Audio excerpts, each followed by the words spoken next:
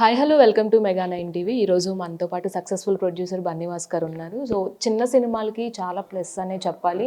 Content ఎక్కడ బాగుంటే అక్కడ బీవీ వర్క్స్ కనపడుతుంది. మరి ఈరోజు ఈషా మూవీ ప్రమోషన్స్లో ఆయన ఇక్కడ ఉండడం జరిగింది. సో ఈషా మూవీ గురించి మరిన్ని విశేషాలు అడిగి తెలుసుకుందాం. సార్ నమస్తే. నమస్తే అమ్మా. ఈషా అనేది ఒక స్పెషల్ అట్రాక్షన్గా నిలవబోతుంది ఈ December 25th అని అందరూ కూడా క్యూరియాసిటీగా వెయిట్ చేస్తున్నారు ఆ హాంటింగ్ ఎక్స్పీరియన్స్ కోసం. ఎలా ఉండబోతుంది?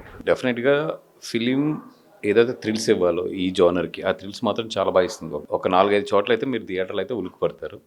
At the same time this film will not be like just ఏమంటాం మనం ఏదో ఒక హర్రర్ ఫిలిం కింద అయితే మిగిలిదు. Last 15 minutes of the film అయితే మాత్రం చాలా బాగుంది, కథగా చాలా బాగుంది. నేను మెయిన్ ఈ సినిమా సెలెక్ట్ చేసుకుని వంశీ కానీ నేను కానీ ఇద్దరం కూడా ఈ సినిమా సెలెక్ట్ చేసుకుని థియేటర్స్ తీసుకురావడానికి మెయిన్ కారణం ఏంటంటే last 15 minutes of the film. అది మీరు కానీ వంశీ గారు కానీ కొలాబరేషన్ అయ్యి తీసుకెళ్తున్న ఏ సినిమా అయినా దాదాపుగా 99% కూడా ఎక్కడా కూడా ఫెయిల్యూర్ చూసింది లేదు. బట్ సినిమా స్క్రిప్ట్స్ కానీ ఇలా కొలాబరేషన్ అవుతున్నప్పుడు మెయిన్గా మీరు చూసే పాయింట్స్ ఏంటి? బికాజ్ మేము ఆల్మోస్ట్ తయారైన సినిమా తీసుకుంటాం కాబట్టి చాలా ఈజీ మాకు, అంటే ఈ సినిమా బాగుందా లేదా అనేది జడ్జ్ చేసుకోవడం అనేది ఈజీ. బట్ స్క్రిప్ట్కి వచ్చినప్పటికి అట్లా ఉండదు. స్క్రిప్ట్ అనేది చాలా వీటితో ముడిపడి ఉంటుంది. నౌ తను ఆల్రెడీ ఒక 3-4 స్క్రిప్ట్స్ మీద కూర్చున్నారు.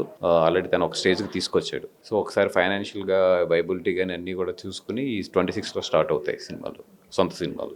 ఈ 2025 అనేది ఇంకొక కొన్ని రోజుల్లో ఇంకా ఇది ఎండప్ ఇస్తున్నాము. ఎలా ఉంది అసలు ఇండస్ట్రీ మొత్తంలో చూసుకున్నట్లయితే?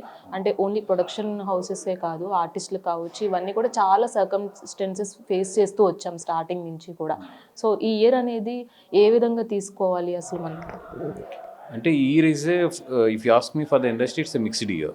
అంటే కొన్ని సినిమాలు బాగా ఆడినాయి, కొన్ని సినిమాలు బాగా ఆడలేదు, ఇవన్నీ పక్కన పెడితే బట్ చాలామంది ప్రొడ్యూసర్స్కి ఏంటంటే ఒక క్లారిటీ అయితే వచ్చింది ఈ ఇయర్. అంటే like okay this is going to be the future, ఎట్లా ఉంటుంది డిజిటల్లో కానీ ఇట్లా కానీ. సో బడ్జెట్స్ ఇవన్నీ కూడా ఎట్లా కంట్రోల్ పెట్టుకోవాలి ఏంటి అనేది మాత్రం ఎవ్రీ ప్రొడ్యూసర్కి అయితే మాత్రం ఈ ఇయర్లో థాట్ స్టార్ట్ అయింది. అది ఇదివరకు ఏంటంటే ఆర్టిస్టులు, డైలీ ఆర్టిస్టులు కానీ వీళ్ళందరూ కూడా ఎక్కువ చార్జ్ చేస్తున్నా కూడా వాళ్ళ మీద క్రేజ్ కొలిది, లేదంటే వాళ్ళు ఉంటే సేఫ్ ఉంటుంది అని చెప్పి వెళ్ళేవారు. ఇప్పుడు ఆ పొజిషన్ లేదు. అండ్ డైరెక్టర్స్ కూడా అర్థమైంది ఇప్పుడు ఒక సేఫ్ ఆర్టిస్ట్ కన్నా కూడా ఒక కొంచెం కొత్త ఆర్టిస్టులను కానీ వీళ్ళని ఎంకరేజ్ చేసుకుని బడ్జెట్ కంట్రోల్ చేసుకోకపోతే దెబ్బతింటాము. బికాజ్ ఇరువట్ల డేస్ లేవు అనేది మాత్రం ఇప్పుడు అందరికీ రియలైజ్ అయింది. అండ్ నెంబర్ ఆఫ్ మెయిన్ ఆర్టిస్టుల్లో కూడా చాలామంది కూడా పార్ట్నర్షిప్స్లో బ్యాక్ ఎండ్స్లో నుంచి ఇప్పుడు వెళ్తున్నారు, which is actual right and safe ఇది మాట. సో లాట్ ఆఫ్ ఇప్పుడు ఈ లాస్ట్ 2 years నుంచి ఉన్న ఏదైతే కన్ఫ్యూజన్ ఉందో ఈ ఇయర్లో కొంచెం